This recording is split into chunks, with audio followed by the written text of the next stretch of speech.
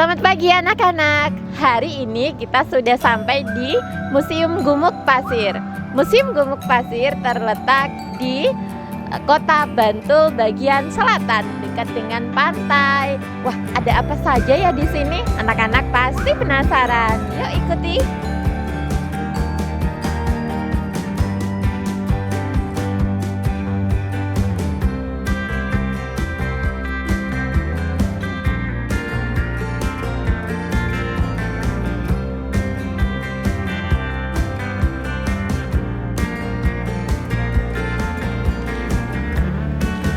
Sekarang kita masuk di bagian dalamnya. Ini terdiri dari 4 lantai.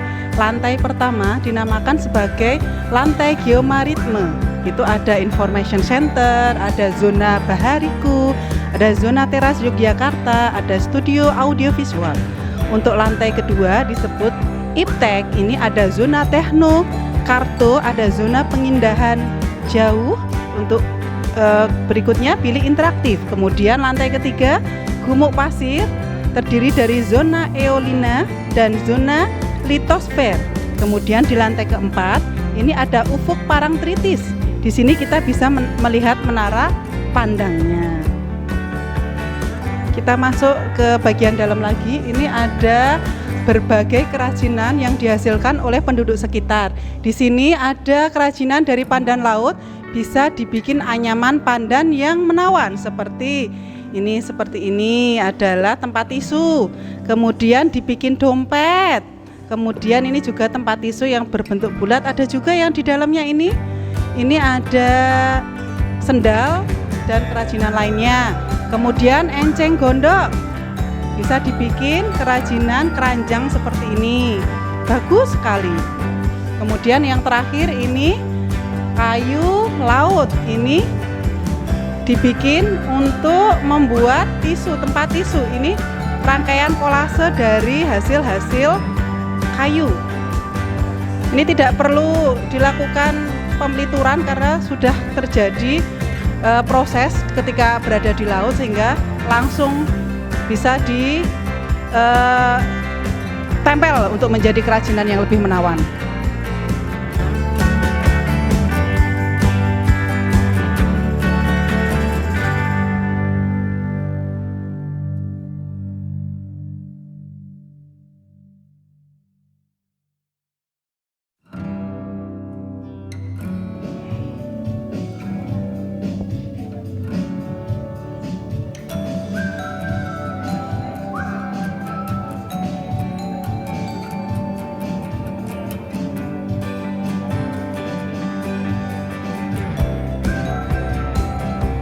Pasir Parangtritis terkenal dengan bentuk bulan salju atau yang sering disebut Batam. Proses terjadinya gumuk pasir dimulai dari aktivitas vulkanik dan dibawa melalui aliran Sungai Otak dan Sungai Progo, kemudian masuk ke laut. Dan pada pasir saat ini semakin meninggi. Hal ini dikarenakan oleh vegetasi yang semakin banyak tumbuh di atasnya. Sebagai satu-satunya gunung pasir di Asia Tenggara, Gumuk Pasir Parangtritis patut dilestarikan keberadaannya. Laboratorium Geospasial Pesisir Parangtritis didirikan untuk melestarikan gunung pasir dan membantu. Anak-anak, sekarang kita berada di Bahawiku. Selamat datang di Bahawiku. Masuki dalamnya pengetahuan dan temukan serba-serbi mengenai kehebatan Bahawi. Indonesia, perkembangan maritim Indonesia dari waktu ke waktu akan diungkap, termasuk Tol Laut Indonesia. Apa Tol Laut Indonesia itu? Serta kekayaan alam pesisir Indonesia. Jangan lupa bersuah foto dan sebarkan semangat Bahawi Indonesia.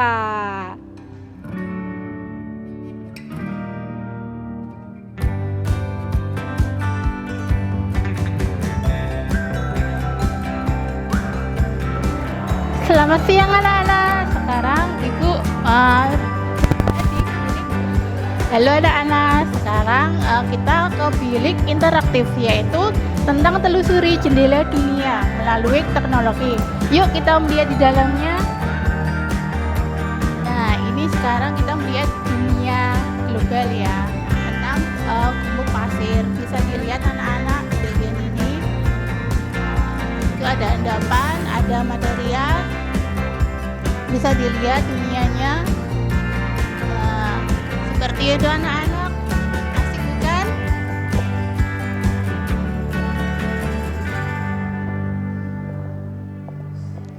Nah,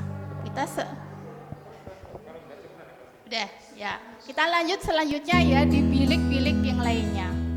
Nenek moyangku seorang pelaut, gemar mengarung luas samudra, menerjang ombak, mengusir badai, menempuh badai, sudah biasa. Sekarang kita berada di miniatur pesisir pantai. Di sini terdapat bermacam-macam kapal. Dan di sini ada miniatur pelabuhan yang terdapat kapal. Ini adalah kapal kargo untuk mengangkut barang-barang pelabuhan ke pelabuhan selanjutnya. Dan yang kedua ada kapal pinisi. Kapal pinisi ini untuk mengangkut barang-barang juga, karena kapal ini berfungsi sebagai kapal pencari nafkah sampai ke Asia dan Eropa. Yang ketiga ini ada kapal nelayan yang berfungsi untuk mencari ikan bagi penduduk di sekitar pesisir pantai. Yang keempat ada kapal tunda, yaitu kapal yang berfungsi untuk menarik kapal-kapal yang rusak di tengah laut. Dan di sini ada pinggir pantai ini banyak terdapat kapal-kapal juga di sini, kapal-kapal nelayan yang sedang tidak melaut. Di sini ada pantai dangkal dan ada laut dalam dan laut dangkal. Di sini terdapat bermacam-macam. Inilah miniatur kapal-kapal yang ada di pesisir pantai. Terima kasih. Halo anak-anak, kita sekarang tiba di Yonasi Lini Masi Dinamika Maritim Indonesia. Di sini ada semboyannya, Jales Veva Jaya Mahe, yang artinya di lautan kita jaya. Ya, itu adalah Jales Veva Jaya Mahe. Nah, kita ketahui kalau melalui Linasi Dinamika Kemaritiman Indonesia ini, Indonesia adalah negara kepulauan ya, negara kepulauan yang terluas di dunia, garis pantai terpanjang kedua di dunia sebesar 99.093 km, sebanding dengan 2,5 kali keliling bumi. Wow, panjang sekali ya. Nah, di sini total luas perairan perairan Indonesia atau maritim Indonesia ada mana ini? Ada 3.092.085 km persegi luasnya ya. Nah, ini letaknya negara Indonesia yang strategis karena berada di persilangan jalur perdagangan, juga semakin memperkukuh Indonesia sebagai poros maritim dunia di masa yang akan datang.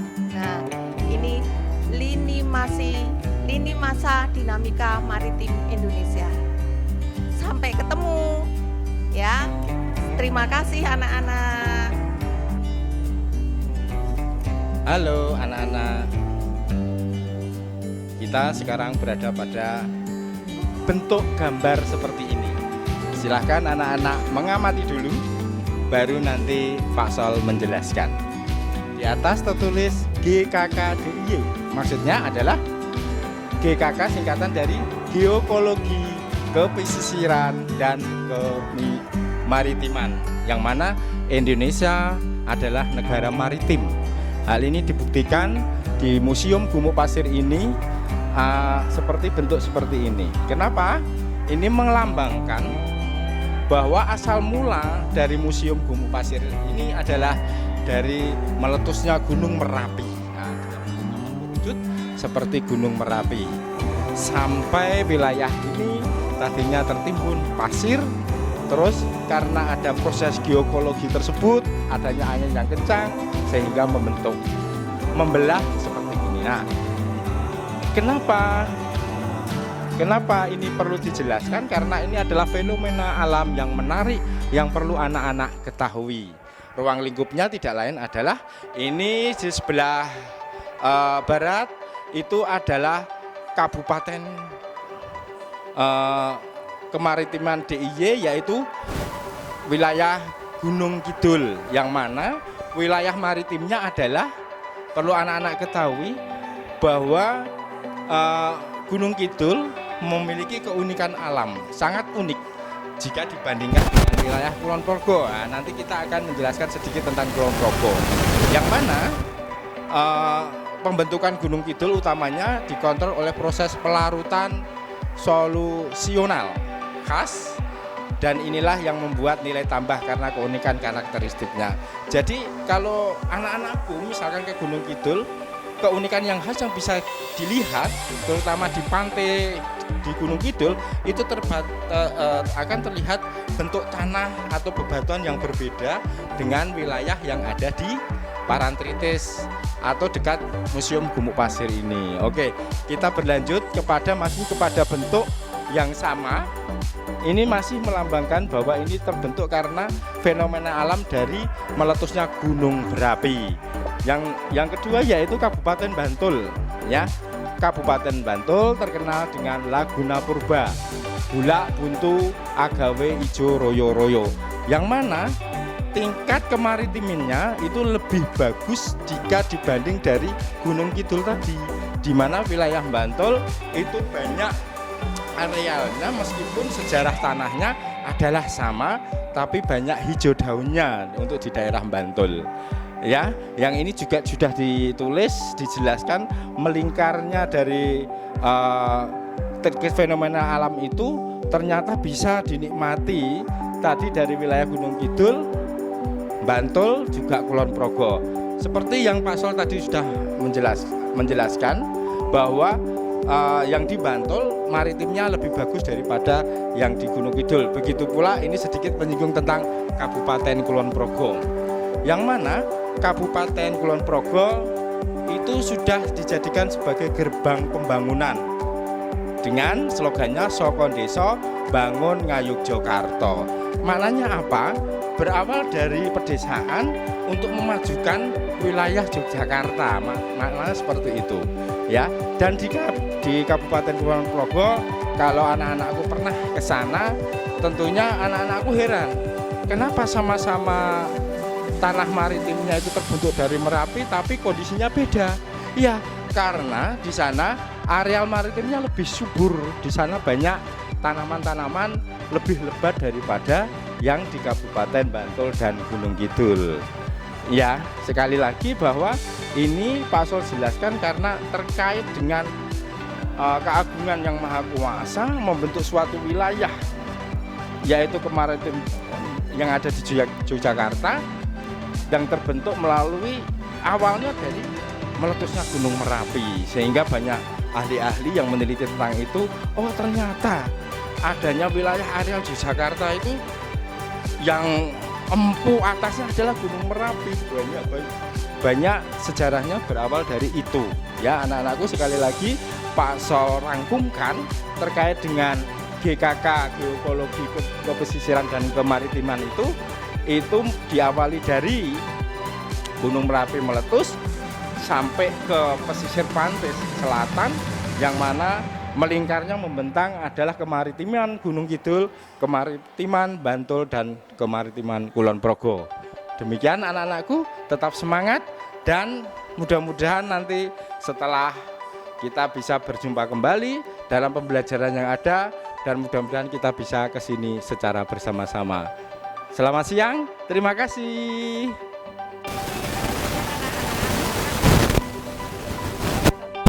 Museum, yaitu kunjungan museum ke Gumuk Pasir Utara, Pantai Parangtritis. Anak-anak kemungkinan sudah ada yang pernah piknik ke Pantai Parangtritis. Nah, di sini Ibu akan menjelaskan dan menerangkan serta melihatkan adalah apa? Gumuk pasir. Gumuk pasir itu seperti apa? Inilah anak-anak, lihatlah. Gumuk pasir adalah seperti ini. Ya. Pasir yang berkumpul jadi satu dan membentuk seperti gunung kecil. Nah, bagaimana terjadinya gumuk pasir? Coba dengarkan dan lihat itu. Terjadinya gumuk pasir adalah dari Gunung Merapi yang meletus atau lahar yang turun dari atas gunung, baik itu material kerikil, batu kecil, batu besar, dan pasir. Yang pasir hanyut melalui kali atau sungai Progo dan juga sungai Opak menuju pantai, ya. Dan sudah sampai di pantai, terbawa angin, pasir itu membentuk seperti gunung dan sekarang dinamakan adalah Gumuk Pasir, yang sekarang menjadi Museum Gumuk Pasir di Parangtritis. Nah, itu anak-anak penjelasan dari Ibu mengenai Museum Gumuk Pasir di Parangtritis, Bantul, Daerah Istimewa Yogyakarta. Itulah anak-anak sudah tahu ya. Untuk itu, marilah akan kita kunjungi juga museum-museum yang lain yang ada di Daerah Istimewa Yogyakarta. Sekian ya anak-anak, Ibu jelaskan mengenai terjadinya gumuk pasir di Parangtritis. Sekian dulu anak-anak, selamat siang, sampai jumpa. Kita sekarang berada di zona teknologi pemetaan. Zona teknologi pemetaan.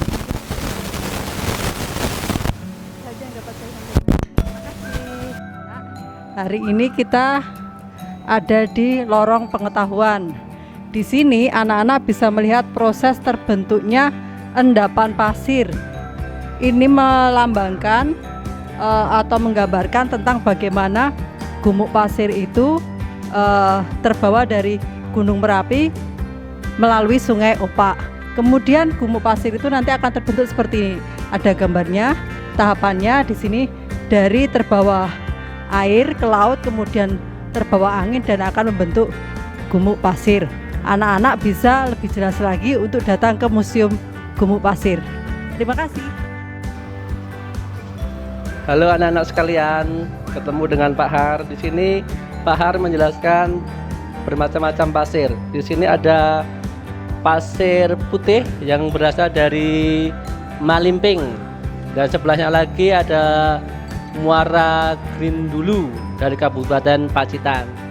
Kita bergeser, di sini ada pasir transversal, sangat bagus sekali anak-anak. Ya, dan selanjutnya di sini ada pasir putih lagi dari Parang Ireng, dari Gua Panggung. Dan ini ada pasir putih yang seperti pasir universal tadi. Dan ini ada pasir dari Legenging. Ya, ini dari Batu Lawang. Dan satu lagi ini ada pasir Barjan. Besok anak-anak bisa datang ke Museum Gumuk Pasir. Silahkan untuk mengunjungi, banyak ilmu pengetahuan di sini. Oke, dadah.